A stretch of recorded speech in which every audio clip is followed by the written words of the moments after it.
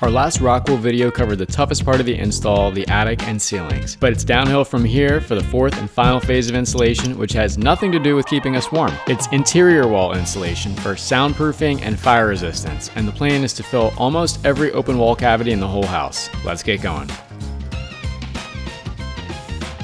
As soon as you walk into the apartment, you are in the main living space. We have the kitchen over on this side, and then we have a little sitting area and the dining space right here. This wall behind me divides this living space from the bathroom. We want to keep any noises from in the bathroom staying in the bathroom. So we will have insulation all along this wall here. We will also have insulation between the bathroom and the office as well. To orient you, the wall we just talked about is there to the left, the bathroom is right there, and then to my right is where our pantry is. This is one room we are not going to put safe and sound in, at least on this little interior wall here. We do not really need to reduce any sound coming from the kitchen to the pantry or vice versa, but there will be safe and sound on the wall that divides the pantry from the primary bedroom. Now we're in the primary bedroom, so this wall is the wall dividing it from the pantry, and this wall behind me goes into the hallway. This wall will also get safe and sound. The nook that I'm standing in is where our washer and dryer will be. We will obviously be putting safe and sound all around here as well. The physical makeup of Safe and Sound is actually pretty similar to the Comfort Bat, except it's just a little bit more dense, and that is why it is marketed for use as fire and soundproofing insulation and not just thermal.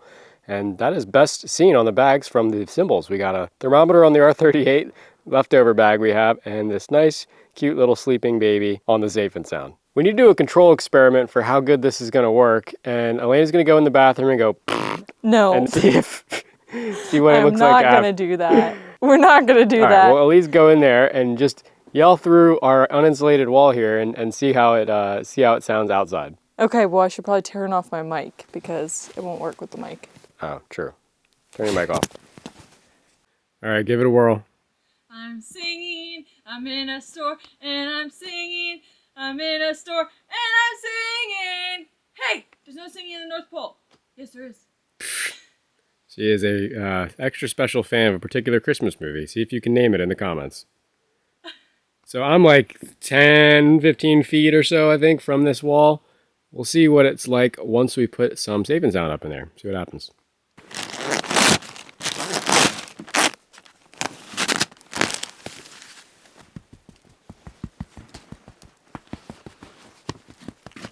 I'm starting the Safe and Sound on the easiest wall in the entire place, which is between the living space and the bathroom. There are only 1 or 2 outlets on this wall, and then there's a little bit of plumbing that I have to work around. But other than that, it's going to be just putting bats in the wall and making a few cuts here or there. Anywhere you have to do a lot of cuts is where it really slows you down. Anytime we're working with the insulation, I like to wear a hat. I either wear a ball cap or a beanie like this. It's cold enough outside where I can wear a beanie, so I put all of my hair up in this beanie so that I don't get insulation all in my hair. It just makes it a lot more comfortable for someone with long hair. So if you are a female or you just have long hair, I recommend putting it up in a hat if you can.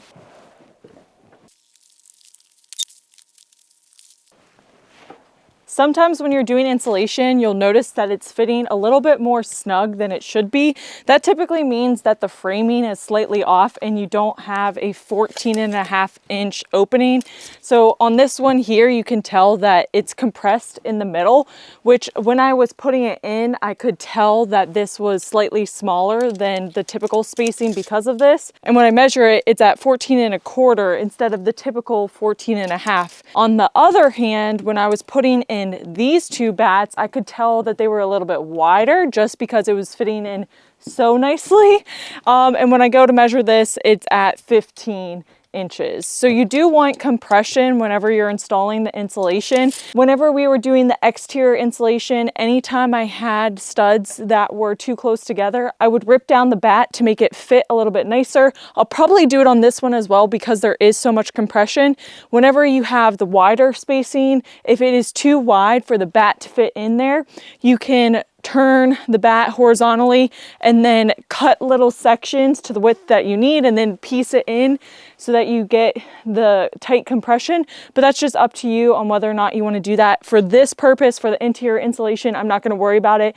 This is 15 inches here, and then let's see what this one is. Also about 15 inches. It's not a big deal. I'll probably leave any of them that are on the wider side as is, but if I need to rip any down that are a little bit too tight, I'll do that just like I will with this one here. The ceiling in the bathroom is softened down to account for our bathroom fan. We needed a little bit more space to run the vent, so we softened it down. I think it was about 8 to 12 inches, but I'm actually going to be running my safe and sound insulation all the way up to the ceiling. It should cut down on the noise more than if I were to just stop right where that soffit starts. The ends of those 2x4s are going to be in my way when I go to install the insulation, so that's a good example for where I'm going to have to measure and cut a little opening for the 2x4 to fall within, and then the insulation will easily and snugly fit in there.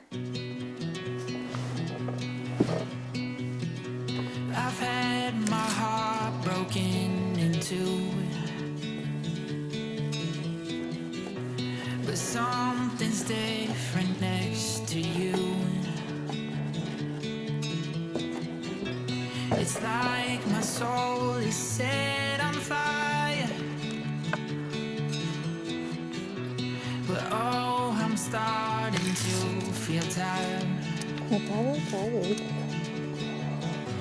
'Cause I can run, but I can't hide the feelings that I know I can't keep bottled up inside. And all I wanna know is, are you ready for the ride? What have I been waiting for? Oh, I can run, but While Elaine is working on the bathroom wall, I'm over here in the hallway doing the bedroom wall. This stuff does go in pretty quick, except when you run into stuff like Elena talked about. So I'm gonna do this a little bit here with these boxes. And one tip I wanted to share was, after doing quite a bit of ROCKWOOL, one of the things I've learned is do not try to get too complicated with the cuts. Like, don't try to take a full bat and cut just these boxes out and the service loops and this cross wire, put a slit there.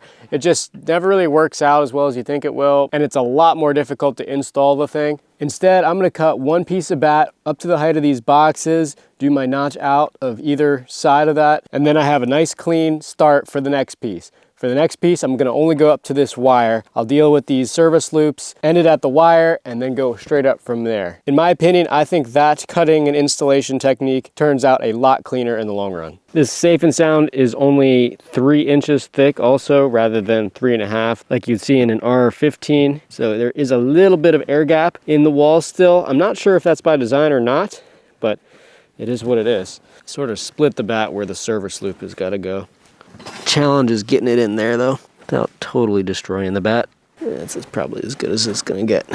It's tough to accommodate the service loops, definitely not ideal for interior wall insulation, but it is what it is. I've already had to use a few of them, moving some boxes around. They are handy, I will say that. Plenty of people say they're unnecessary.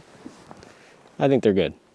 One of the cool things about ROCKWOOL is that because it is a compression fit, you can actually start at the top of the wall instead of the bottom of the wall if you want to. So for example, on the pantry wall that I'm dealing with, I have a lot of outlets to cut around down here at the base. And so I figured I'd rather start with the easy stuff so I could start up here if I wanted to. I'm probably gonna do it for these couple bays here and see if the safe and sound will hold well enough in here, and then I'll move down from there. Because the safe and sound isn't as thick as the R23 or R38, I noticed that sometimes it doesn't stay nearly as well as the R23 would, but I'm going to try it on this wall and see how it goes. It's just a little bit easier to do all of the ones that use a full bat first and then do all of the ones with cuts. In some of these really tight situations, there's really not a whole lot you can do except shove some scrap in. Like, these are my spare attic conduits going from the utility room all the way up to the attic. But this is the wall of the laundry closet. So there's gonna be a dryer literally sitting right here on the other side of this wall. So I'd like to insulate this a little bit from sound if possible, because we're gonna be doing a lot of our editing and stuff in this room here. It's not the end of the world, but While we got the walls open and while we got the safe and sound here, might as well give it our best darn shot. Another cool benefit of this stuff, as listed on the bag, is the fire resistance and the fact that it's been a lot of work, but we have filled practically every single open space in the wall, floor, and ceiling of this whole building with ROCKWOOL, which is, because it's from rock, will not burn, really. I think it will melt under some really, really high temperatures, like rock does, but it won't burn. And it also doesn't allow space for air in any of the interior walls, which is what conducts fire and what feeds fire. So I think that, coupled with our sprinkler system, will also work to make this a really fire-safe house too. So besides the soundproofing, the fireproofing is another fantastic reason to do this in interior walls. The investment while the walls are open in new construction is so minimal. I mean, I think in total we'll be using 6 to 8 bags of insulation total. And again, it's something that you can never really come back and do if you change your mind down the road. So I'm glad we're doing it now. Again, more labor and more time on our part, but I think it'll be worth it in the long run. The bathroom is starting to look a little bit more closed off. We just have this one 2x6 wall to do yet.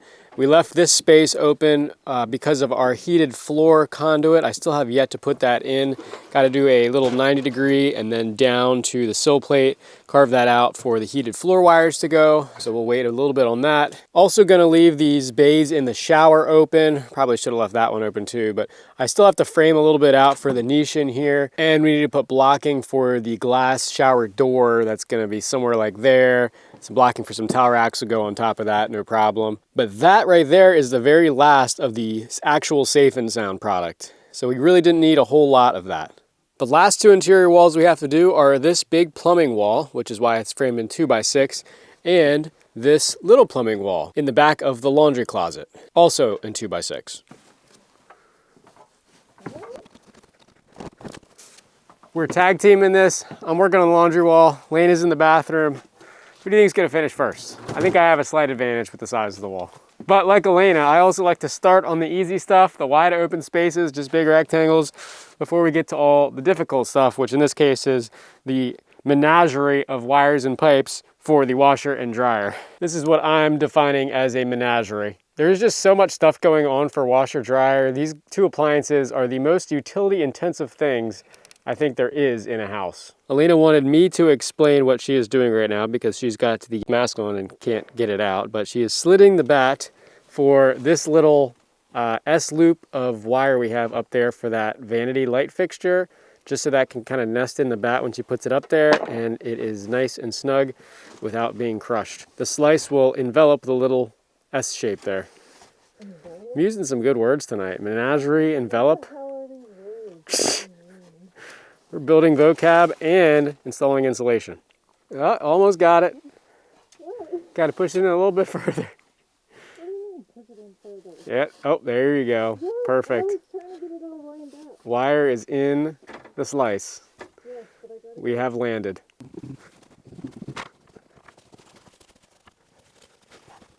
And that is time for my wall. How far did Elena get? She might have covered more square footage, but she had less stuff to cut around, and conveniently, she leaves out the hard stuff. I'm working on it. Okay, I see how it is. There's some hard stuff. Go look at the front. Okay. Yep, we're good. Got about a few more to do left here. Again, we'll leave these last ones open because I still have to frame that shower niche out. But overall, we are just about wrapped up here for interior wall insulation. Feels pretty good. Fast forward a little bit, we framed our shower niches out and Elena is on the move, getting the last 2 bays here filled in. I don't have my conduit for the flooring yet, but I said, let's just go ahead and fill it in. I'll cut out the little, sliver that I need to get down to the sill plate there. We just want to get all the interior walls wrapped up right now. And now the very last piece of our bathroom wall. Once we get this in, Elena's gonna do the acoustic test again and see what happens. All right, I'm gonna disconnect the mics. Elena's gonna do her follow-up acoustic test. The only problem though is we have a little bit of a drive-through window over here, and that would be our shower niche. We can't really insulate in there. So that will be the one caveat of this, but We have definitely noticed it is substantially quieter up here, especially when you're back in that back corner bedroom and someone is like yelling from the stairs. It literally cannot be heard. It's completely silent. So that's kind of cool. All right, give it a shot, Mr. Peppy. I'm singing, I'm in a store, and I'm singing, I'm in a store, and I'm singing. Okay. We'll have to compare that on film. I'm singing, I'm in a store, and I'm singing, I'm in a store, and I'm singing. I'm not sure how that'll sound when we compare the audios, but it definitely was quieter. The shower niche does allow some of that sound to come through, but it is what it is. Speaking of which, I'd like a grande mocha latte. would you like fries with that? Starbucks doesn't have fries. Sure they do. They're just made of sugar. Cake pops. They're cake pops. True, exactly. Okay, I'm waiting. Where's my mocha latte? What's going on in here? This This is my car. This doesn't look like a fast food restaurant to me. Look, I'm the one ordering. You're the fast food. Oh, that would I make said sense. I'd like to order a cafe mocha. That would make sense. And you're like trying to look at my car like a weirdo. What else is in this car? Oh my Toilet gosh. stack. Are you mounting can lights in your car? What the heck is this? Weird. Here's another little safe and sound test. Elena's dad is using this vacuum on the stairs right now. Now let's go back into that back bedroom.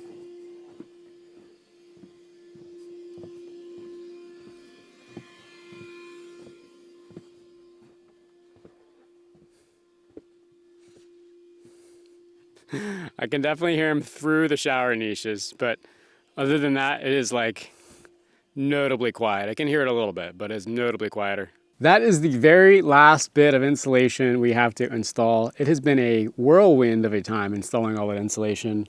Lots of measuring, lots of cutting, but One really positive thing is I feel like I am better at carpentry skills because of it, because I was constantly measuring with a tape measure and cutting things, which, I mean, I wasn't using a saw or anything, but I feel like I'm better prepared for when we get to trim carpentry and some of those other things. So that is an added bonus. The skill of carpentry is very applicable to literally everything to do with building a house. Like every trade comes down to measuring, cutting, and putting the thing in place, whether it's a pipe, a piece of wood, a wire, I guess to some extent, insulation, you name it. So it's a good skill to have if you're planning on building your own house or anything really. Just learn how to measure something, cut something to that length, and then put it in place and put a fastener in it. An interesting thing with insulation is that you have to have really good spatial, what is it called? Like spatial awareness, spatial awareness, or like be able to identify spaces and make sure that you're cutting to the right angle and making sure the angle's in the correct place. Because a lot of times you're not getting up there and measuring everything, but you just have to have that good spatial recognition of what shape should fit in what and things. So anyway, we are glad to be done insulation finally. We will be moving on here with Sega Vapor Barrier right before our drywall. So stay tuned for more of that. As always, thanks for watching, and we will see you on the next one.